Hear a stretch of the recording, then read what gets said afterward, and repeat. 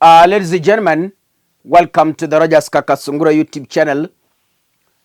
A big thank you for your continued support. There is something I have not commented, but allow me today to comment about it and inject my opinion on maybe what we are expecting as the Republic of Kenya.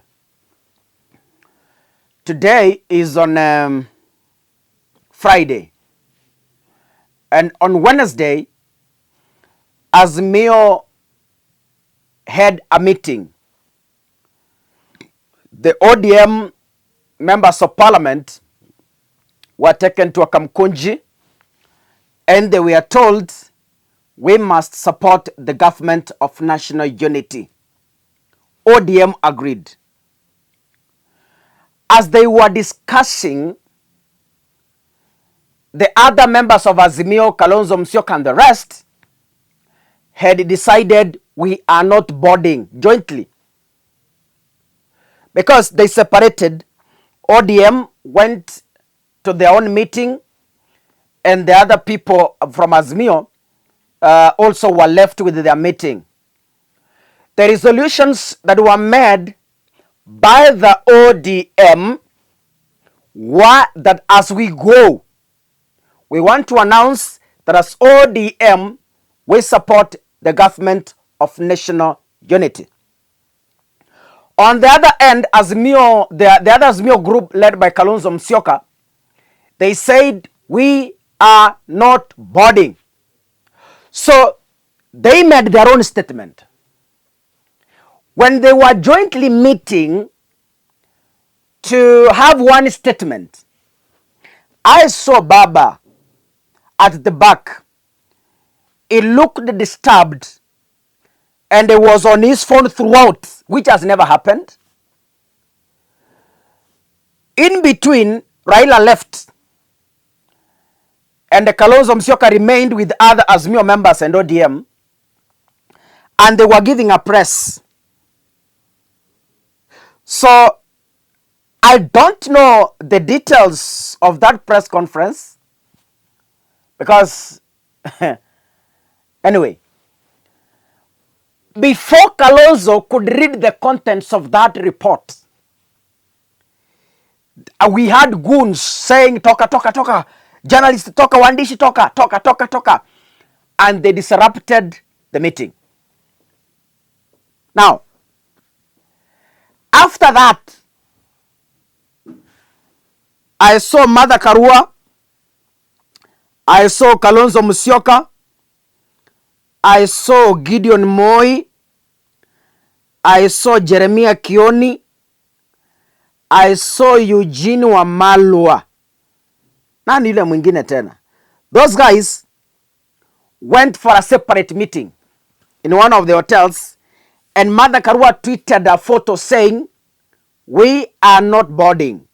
Now, it is emerging that in the government of national unity, Raila Odinga has been given 7 slots to the cabinet. According to the reliable source from inside, is telling me the 7 slots, they are at a crossroad on how they will be equally shared between Kalonzo, Mother Karua, Raila Odinga, and Eugene Wamalwa. Because these are the party leaders. Eugene has a party, Mother Karua has a party, Kalonzo has a party Wiper, Raila has a party ODM.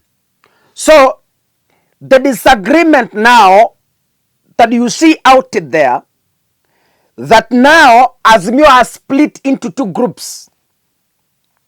ODM has become a sect. Wiper, NAC, and Eugene Wamalwa, DAPK, something like that. I don't know. It has also formed another sect. The fight now between the 2 sects is how the 7 slots are going to be equally shared among themselves. This is where kizungumkuti iko. One, the Gen Zs do not want political rejects in those positions. Gen Zs don't want former governors in those positions.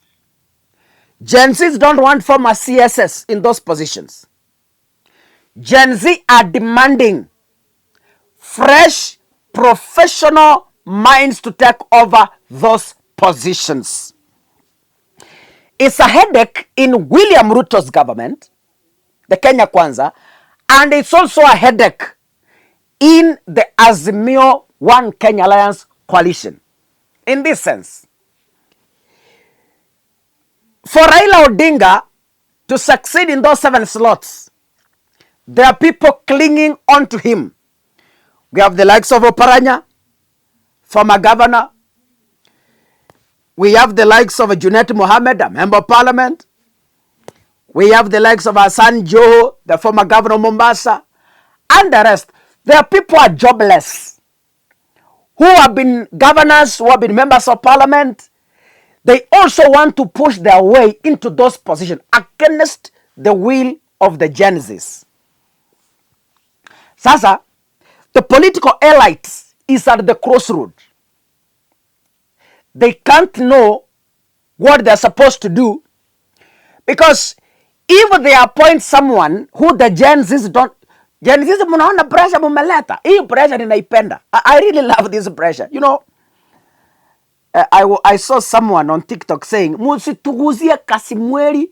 I don't ati yako mukiguza aki ya nani. Hey. I saw someone, and it's a trending video. Now, the Gen Zs have confused the political elites, and Gen Z pressure has sent them into a crisis. A crisis that, yes, you have a chance to appoint a cabinet, but then do not give us political rejects.